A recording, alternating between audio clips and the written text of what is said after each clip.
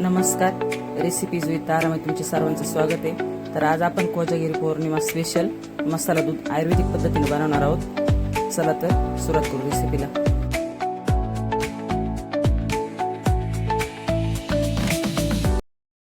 तर बघू रेसिपीसाठी साहित्य लागणार. इथे मी अर्धा लिटर दूध घेतलेले आहे आणि इथं 5 ते 6 काजू आणि 5 ते 6 बदाम असे ना 5 ते 7 तास पाण्यात भिजून घ्यायचे. त्यासाठी 1 वाटी छोटी साखर घेतली, हळद घेतली आणि इथे मलाई घेतली, जवळची साई घेतली. इथे काजू बदामाचे बारीक कट करून घेतले. इथे चारोळे घेतले थोडे 1 चमचा आणि इथे वेलची आणि जायफळची पूड तयार करून घेतली. तर इथे मी कढई घेतली, गरम करायला ठेवली. त्यामध्ये आपल्याला थोडं पाणी घालून घ्यायचं म्हणजे आपल्या दुधीने खाली तळायला लागत नाही कढईमध्ये. आणि जाड बुडाचीच कढई घ्यायची. त्यामध्ये आपण जे अर्धा लिटर दूध घेतलं ते घालून घ्यायचं. मोठ्या गॅसवर चांगलं दूध उकळून घ्यायचं आपल्याला आणि ते सारखं हलवत राहायचं. त्याला कुठं अशी वरती साईनं जमा होऊन नाही द्यायची, उकळून द्यायचे. आता आपलं दूध उकळतंय तोपर्यंत आपण मसाला तयार करून घेऊ दुधासाठी. तर मी ते मिक्सरचं भांडे घेतले, त्यामध्ये जे आपण काजू बदाम भिजून घेतले ते टाकून घ्यायचे. म्हणजे मलाई दूध ते घ्यायचे. याच्यावेळी तुम्ही दूध पण घेऊ शकता, मलाई असली तर, नसली तरी चालेल. आता हे मिक्सरला एकदम बारीक याची अशी पेस्ट तयार करून घेऊ.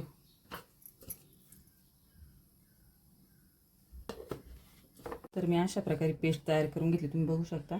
आता आपल्याला दूध थोडं आटून घ्यायचं, नंतर त्यामध्ये आपल्याला पेस्ट टाकून घ्यायची. तर आपण 10 ते 15 मिनिटं दूध चांगलं आटून घ्यायचे. तुम्ही गाईचं आणि म्हशीचं दूध घेतलं तरी चालेल, कोणत्या प्रकारचं दुसरं आटवायचं आपल्याला व्यवस्थित ते.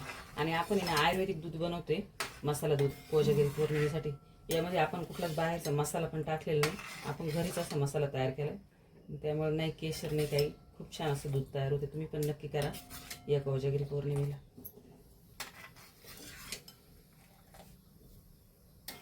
आता आपण हे दूध आटवतच आहे, पण त्यामध्ये आपण 1 कप बदाम आणि काजूचे जे असे बारीक थोडे जाडसर असे कट करून घेतले ना ते त्यामध्ये टाकून ते पण त्याबरोबर शिजले जातील थोडे.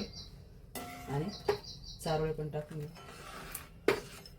परत अजून 5 ते 1 मिनिटं चांगलं उकळून घेऊ. फक्त आपल्याला त्याच्यावरती साईने जमावून द्यायची. अशी साय अशी काढायची, पण काढून घ्यायची मध्ये दुधात. तर आता आपलं दूध पण चांगलं आटलंय. आपण त्यामुळे हळद घेतली ना ती हळद घालणार आहे. हळदीमुळे छान असा आपल्याला केसर सारखा रंग येतोय.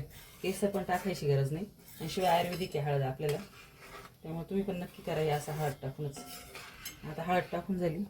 आता त्यामध्ये आपण जे काजू बदाम पेस्ट तयार करून घेतली ती टाकायची.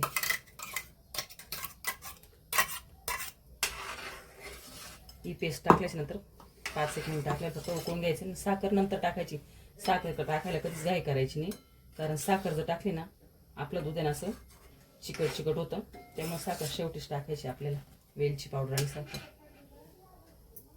आता आपलं दूध पण छान आटलंय, कलर पण खूप छान आला. आता त्यामध्ये आपण जे जायफळ आणि वेलची पावडर घेतली ती टाकून घेऊ.